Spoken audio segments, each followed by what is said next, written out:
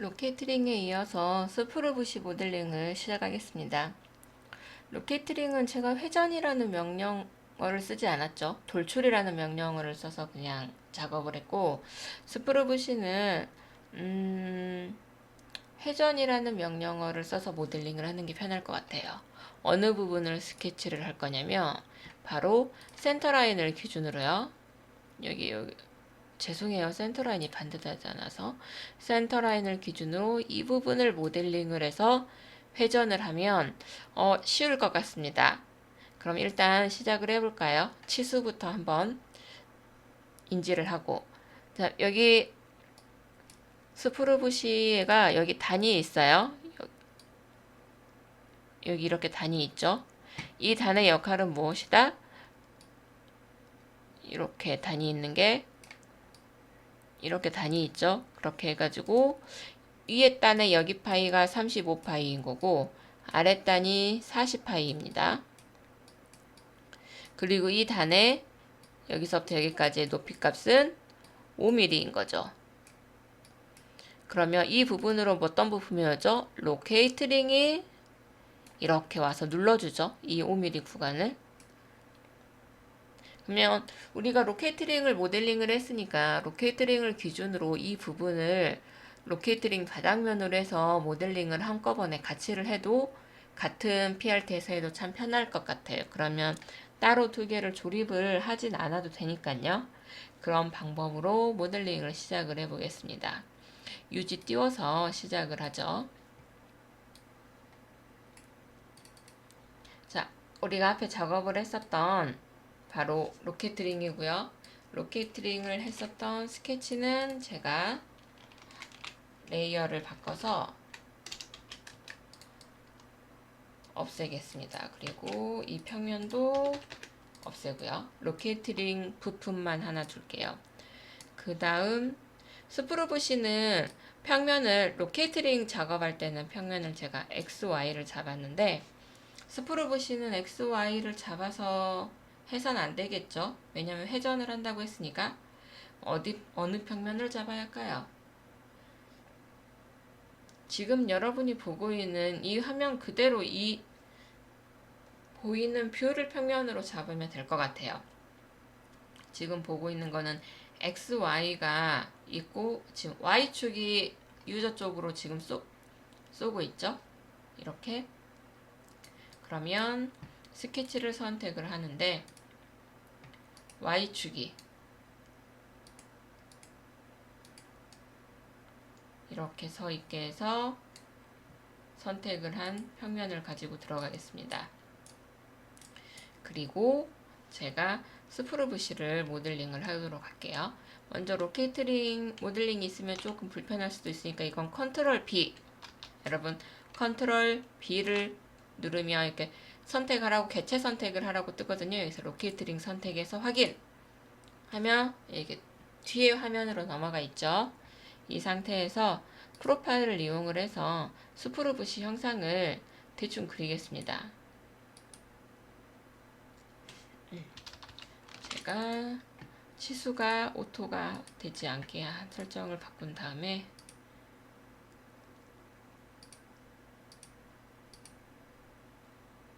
비슷하게 스케치하면 되죠. 이렇게 여기 완전히 맞을 수는 없잖아요. 이거는 어떻게 구속으로 주면 되죠. 일치하라고 이거랑 일치하라고 주고요. 그러면 일단 커브가 여러분이 그려놓은 스케치가 패곡선이 됐고 여기서부터 여기까지의 값은 35파이의 절반이에요. 그러니까 35의 슬러시 2 여기서부터 여기까지의 값은 40의 절반 그러니까 20이죠. 여기 아래는 제품이 우리가 가지고 있는 조립도가 이게 16파이더라고요. 16파이면 절반 값이니까 8mm가 되는 거고요. 여기서부터 여기 로케이트링이 눌러주는 부분의 이 높이는 5mm죠. 5mm. 5mm까지 포함해서 이 전체의 이 높이는 제가 20mm라고 설정을 했습니다. 그 다음 로케이트링 필요한 게 뭐냐면 먼저 이게 필요해요. 이거 필요하죠? SR. 이렇게 SR이 필요해요. 이 SR의 이 센터는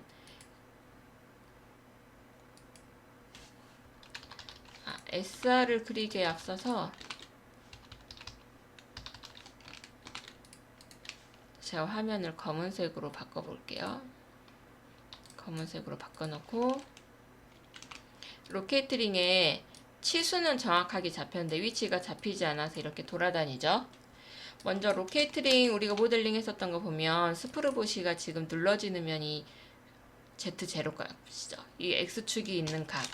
이 X축이 있는 값이 이 5mm 부분이 되는 거예요. 그래서 이게 이런 식으로 자리를 잡아야 하거든요. 치수를 어떻게 주냐면 이 XYZ 스케치 원점에서요. 원점과 여기까지의 이 높이 값이 제로가 되게 하는 거죠. 그리고 이 20mm라는 치수를 20mm인데 이 20mm가 스케치 원점에서의 치수도 20이 되는 거죠. 그러면 원점에서 00에서 여기까지의 값이 20이고요.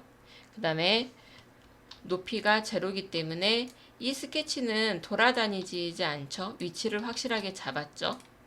그 다음에 SR 형상을 모델링을 하겠습니다.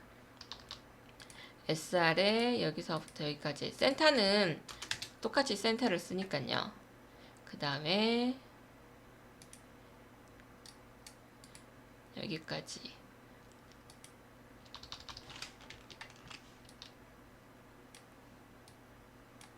이게 이렇게 돌아다니죠. 지금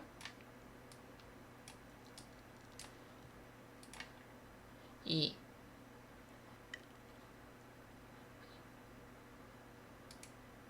맨 위점과 스케치의 맨 위점과 아크의 탄젠트 되는 이 높이 값은 3mm예요.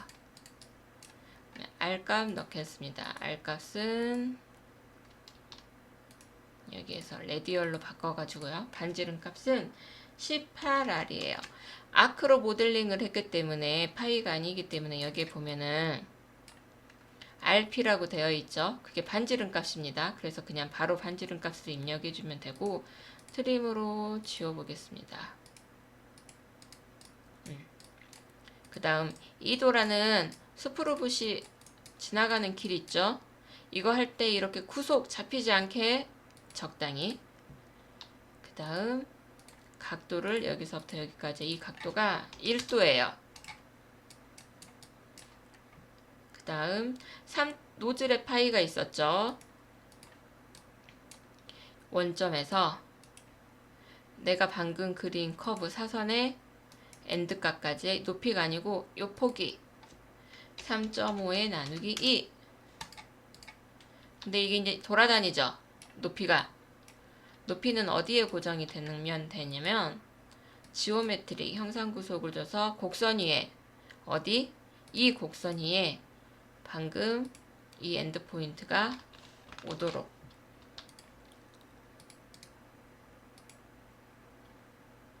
오도록 구속을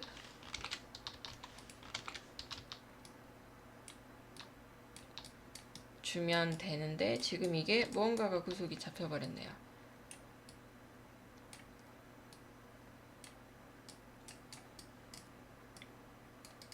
이게 방금까지 치수 구속이 없었는데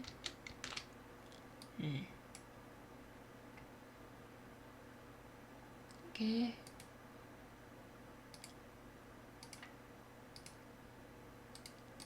선 위에 있는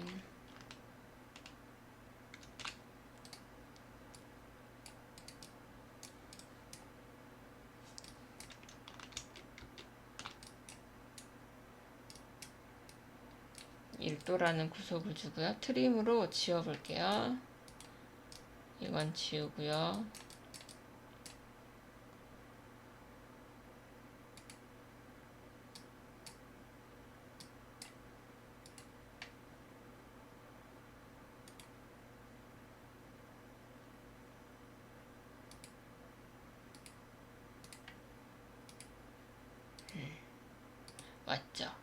트림을 해서 지운 다음에 여기 앞쪽을 지운 다음에 구속을 지오메트리 구속을 줬더니 지금 이 점점점 있는 거는 기존의 라인이 삭제된 거고요.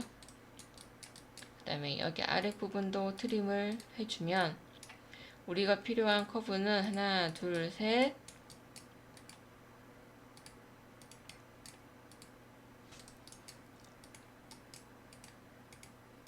이 커브가 지금 필요한 거죠. 가운데 이거는 중심선 참조 라인이죠. 이렇게 스케치를 맞춰서 피니시 스케치 회전해 보겠습니다. 회전하는 커브는 이 상태에서 인터커브를 선택을 하면 이게 가운데 중심선도 선택이 되거든요. 그러니까 연결된 곡선으로 선택을 해서 스케치를 선택을 하면 얘는 떨어져 있으니까 붙어있지 않으니까 선택이 되지 않습니다. 그리고 벡터 값은 회전하는 벡터는 Z방향이고요. 근데 이 Z방향이로 선택을 안하고 가운데 그려놨던 이 커브를 선택을 하면 바로 360도로 이렇게 돌아요. 그래서 모델링이 완성이 바로 되는 거죠. 그러면 여기에 로케이트링이 있고요. 스프루 부시도 존재합니다. 스프루 부시 색깔 한번 바꿔볼게요. 근데 여러분 제가 한 가지 방금 안 했던 게 있어요. 스프루 부시에서 전체 높이를 주지 않았어요. 60mm. 이 커브의 이 값이 60입니다. 클로즈, 피니시 스케치 하면 이게 60mm로 늘어나가지고 이제 되어 있겠죠? 이렇게 해서 로케이트링과 스프루 부시의 모델링을 마쳤어요. 스프루 부시에 그거 키 파야 되죠, 키. 이 키 파는 거는 평면 하나 잡고 시작하겠습니다. 평면을 잡는데, 자, 이 상태에서 옆으로 이렇게 팔게요. 바로. 그럼 아까와 똑같은 평면이 되겠네요. Y축으로 나와 있는 평면. 그러면 아까 모델링을 하면서 잡았던 이 평면 그대로 잡으면 되겠죠? 스케치, 지금 있는 평면이니까 존재하는 평면으로 선택을 해서 이 평면 선택해서 확인. 그렇죠? 이 키의 높이는 조립도를 보고 같이 설계를 하면 좋을 것 같아요. 조립도에 보면 키 영상이 존재하는데요. 치수만 있고 없군요. 그럼 제가 여러분에게 설명을 해주겠습니다. 키니까요.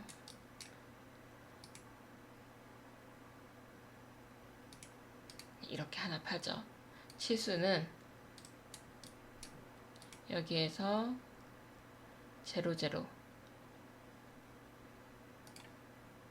00에서 여기까지의 이 높이는 3mm고요. 제가 돌려가지고 치수가 보이게 해볼게요. 3mm고요. 키의 이 폭은 4파이예요. 4mm겠죠. 그리고 6mm 깊이로 뚫려 있다고 했거든요. 그 얘기는 이게 지금 20파이니까 20파인데 안에가 6mm란 얘기는 14mm가 안쪽으로 들어온다는 얘기죠. 그 다음 여기 8.5는 그대로 둬도 될 것 같습니다. 스프루 부시보다만 더 크게 가공이 되어 있으면 될 것 같거든요. 이 상태에서 피니시 스케치. 파이가 4파이죠. 자, 돌출. 스케치되어 있는 하나만 선택하니까 인퍼커브로 셀렉션 인텐드를 바꿔주고요. 선택해서 2mm, 현재 상태에서 앞쪽으로 2mm, 안쪽으로 2mm, 뒤쪽으로 2mm. 그래서 대칭 값으로 해서 2mm. 이게 지금 풀연산이 되어 있으면 모델링을 보여주지를 않아요. 그 다음 돌출을 하는 방향은 Y방향. 2mm 이거 지금 돌출된 거 보이시죠, 여러분? 이 상태에서 불연산은 없음. 4파이라고 했기 때문에 블렌드를 R1을 주면 4파이가 되는 거죠.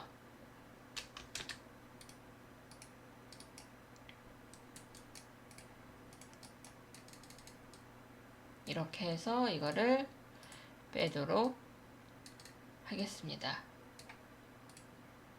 어때요? 됐나요? 물론 드릴 자리니까 안에가 118도의 각도 필요하지만 그거는 생략하도록 할게요. 그리고 부품에 보면 이런 부분에 조립이 됐었을 때 간섭이 없어라고 안에 이만큼 더 홈이 파져 있는 형상이 있거든요. 이것도 간단히 모델링을 해보면 돌출을 하는데 단일 커브를 넣고 위쪽을 잡아서 방향은 마이너스 ZC 방향. 이거의 폭은 한 3mm 정도 되고 3mm 정도 되고요. 3mm 정도 되고요. 안으로 어느 정도 까냐면 0.3mm 정도를 더 가공을 해요. 0.3mm 0.3mm를 더 가공을 하고요. 이거는 바로 빼기를 해주겠습니다. 그리고 이런 부분이 뭐 알이 있기는 하네요. 이런 식으로 안에를 조금 더 까서 홈 가공을 해서 조립을 했었을 때 간섭이 없는 형상을 만듭니다. 그러면 로켓링과 스프루브시가 완성이 됐어요. 여러분 도면과 함께 볼게요.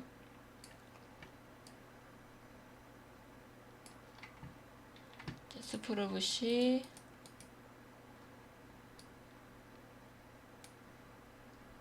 하고요. 로켓링입니다. 모델링으론 로켓링과 스프루브시. 모델링을 할 때 아예 같은 PRT에서 위치까지 잡아서 모델링을 하니까 조금 편한 것도 있어요. 왜냐면 간섭이 되는지 안 되는지도 바로 확인이 가능하니까요. 이렇게 해서 여러분이 로케이트링과 스프루봇이 작업한 거를 저장을 한번 하겠습니다.